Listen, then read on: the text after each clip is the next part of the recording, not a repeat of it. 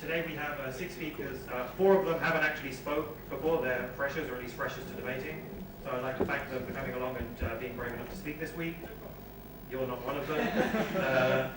So if you haven't been here before, I'll just briefly explain what this week will be. We'll be doing 5-minute speeches. The first 2 speakers on each side, they're in order of speaking.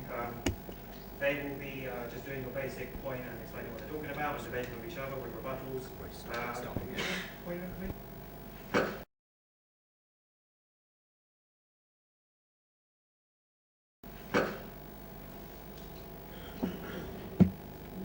This House believes that religion does or has done more harm than good. Now, the main crux of this argument is not going to be that religious doctrine itself is a force for bad. It's merely going to be that a lot of religious justification has been given to bad acts. People have done incredible evil in the name of religion and have used it to justify what they've been saying. History is littered with the corpses of people arguing whose God is more peace-loving.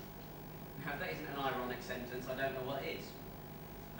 3 million people died in the Crusades. The Crusades were fundamentally about politics, but Pope Urban used religion as a means of converting people to his side, creating an army capable of killing 3 million people.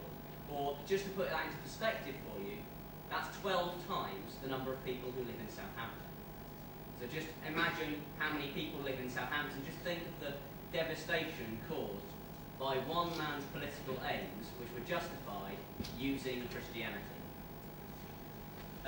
Islamic State, or Daesh, have killed approximately 50,000 people in the last year.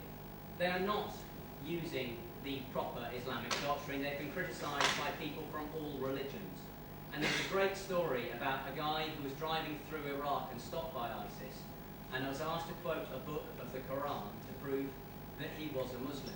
He quoted a book of the Bible in Arabic, and they let him go because they didn't know the difference. Well, this just shows to me that this isn't an Islamic group. This is a group who are using Islam to convert people who otherwise wouldn't join their cause. Now, there is no religion that can claim that throughout history they've not persecuted non-believers. Not a single religion can claim.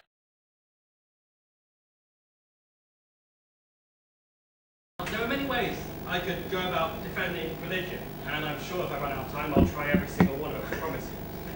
But I could talk about the fantastic charity work we do. You heard the mad statistics about the Crusades, I'll come on to that, and I'll come with my rebuttal during that. And I will talk about the simple statistics of the millions who are dying in Africa at the moment. They're not dying because of religion. They're not dying because of their governments. They're dying because of hunger. They're dying because of poverty. They're dying because they do not have clean water. Now, I'll take a second. Now that's not just because of religion stopping them. That's not because of hate in society. It's because for too long it's been neglected and ignored. But do you know which group of people, organisations, do the most good, do the most to help improve the conditions over there? Religious ones. That's always worth considering. Let's go on to some of the statistics they used.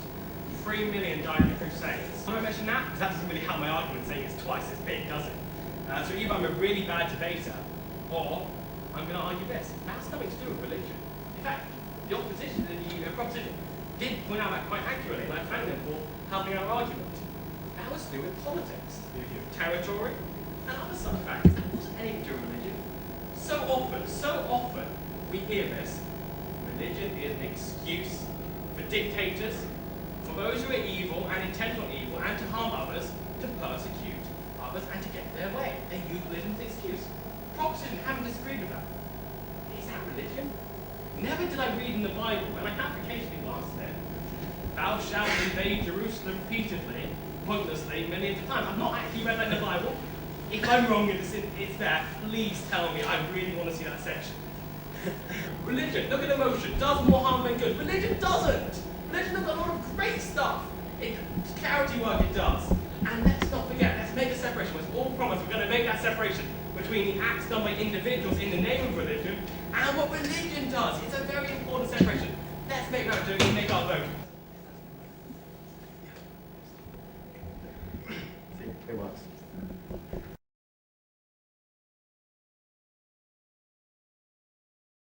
Now, having looked briefly at the significant role religion all too frequently plays in acts of global terrorism, we should look now to the indisputable damage religion can and does do to public policy decision-making regarding the legalisation of euthanasia and assisted dying.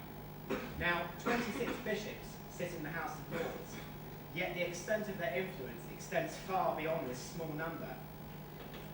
It is a widely held truth, or at least indeed it could be seen to be a widely held truth, that a large section of mainstream society, even some religious groups and individuals, believe that under certain circumstances it is more humane to assist the terminally ill person to end their life than it is to prolong their suffering.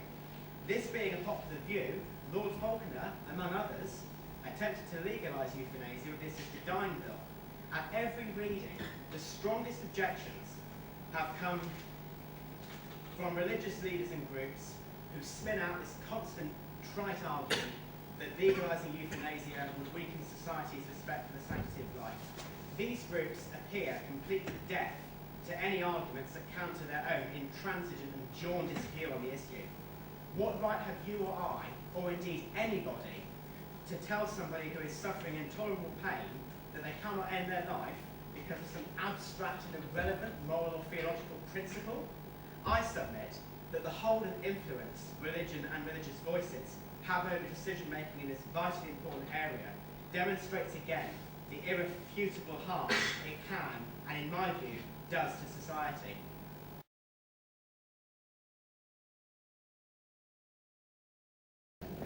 Ladies and gentlemen, before I begin, I'd like to ask you to do one favor for me. Look at religion and its effects in a total cumulative view throughout human history.